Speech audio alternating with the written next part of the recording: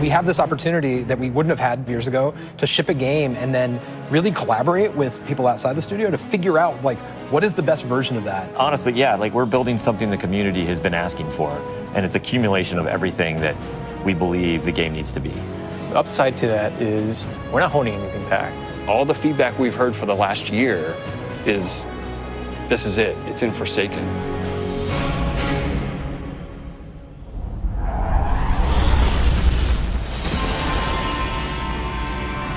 We want this release to have a different tone and a different vibe. We sort of just embrace that Western revenge vibe. You're going to a darker place. You're going to take on a different role as a guardian. A barren landscape with like the asteroid vibe with like tumbleweeds. And I mean, that just sounded cool. Grit, man. Want to bring the dirt back. And what better way to start a story than to start it with a prison break? Right. Cade's been filling this prison with bad guys that are really bad. And so when it breaks, things can happen to all the world.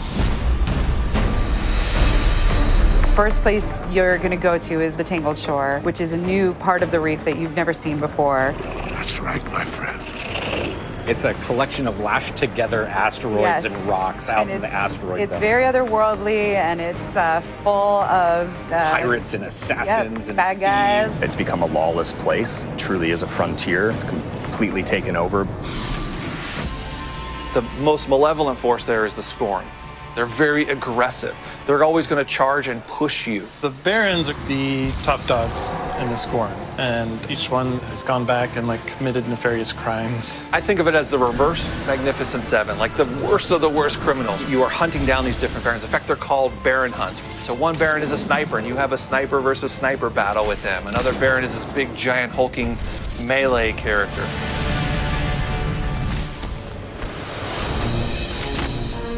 One of the things we're most excited about is the new weapon system. Hey, if you like Destiny 2, great, play that way. But if you like Destiny 1, great, play that way. But if you're crazy, why not 3 shotguns, right? Just for the fun of it. We need to have as many ways as possible, and then we need to have people fighting about it. Like, no, man, you f***ed up, you're taking the wrong weapons, or can I say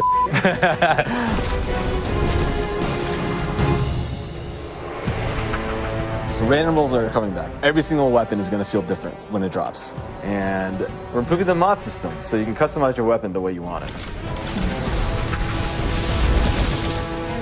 We've got a whole new masterwork style system coming together where you actually are able to kind of move your levels up over time. And so there's investment back on the weapons again.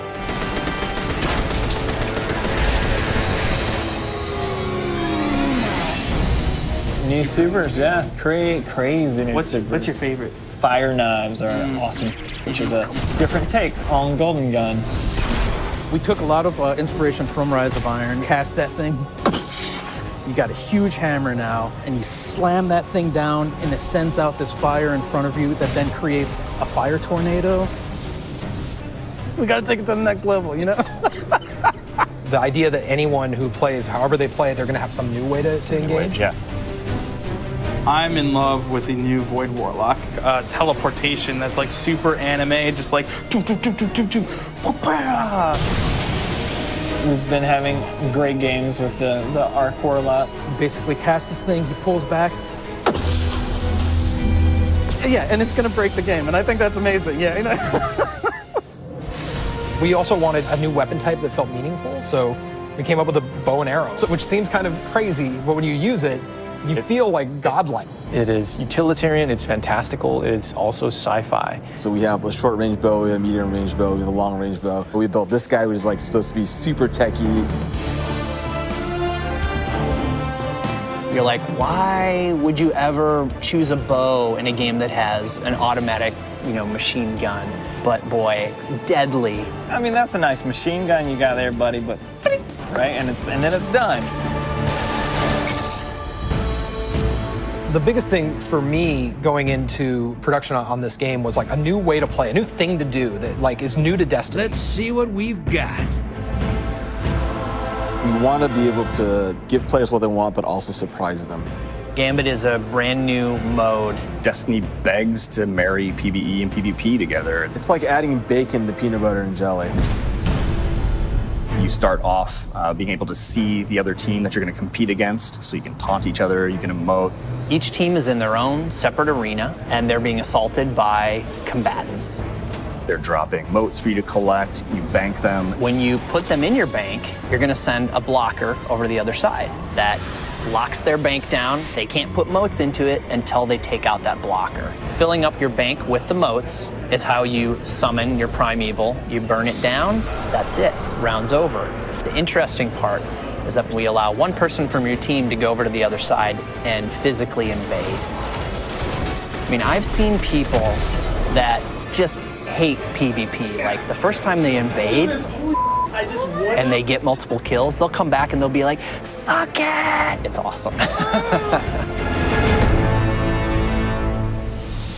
We leave the raid team alone. I mean, if you can't tell, like, we just kind of let them do their own thing. But we have Joe over there. For this next raid, we wanted to get back to the epic adventure where you're going out to slay a big monster again. This raid has more bosses than any raid we've ever had before, and we're really excited to get players in there.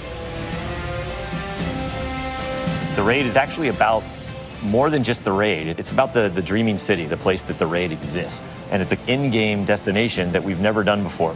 It's the awoken homeland. I could talk about the dreaming city for hours. It's like if the Vault of Glass and Dreadnought had a baby. If they were like twins. Or the twins. Yeah, that's actually more accurate. Yeah, they're like twins. It's Yeah, like yeah, you yeah. had twins, Yeah. and then you took those twins and you put them on the doorstep of Peter Jackson, raised them as his own, and then that's the dreaming city. It is magical and weird and mysterious. It's designed to be a destination that has puzzles that you need to solve. A lot of hidden corners, lots of passageways that might not seem to exist the first time. And the raiders, they affect this destination. They change it for everyone. It's like this cyclical endgame place where there's just secrets and different activities that unveil over time. So the dreaming city that you see at launch is not going to be the same dreaming city 2-3 weeks later.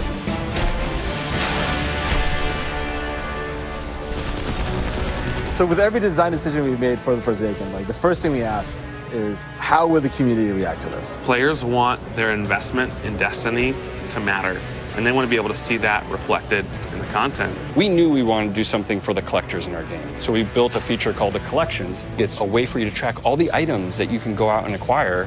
There's so much gear in our game. There are 2,000 items you can get. Go get them.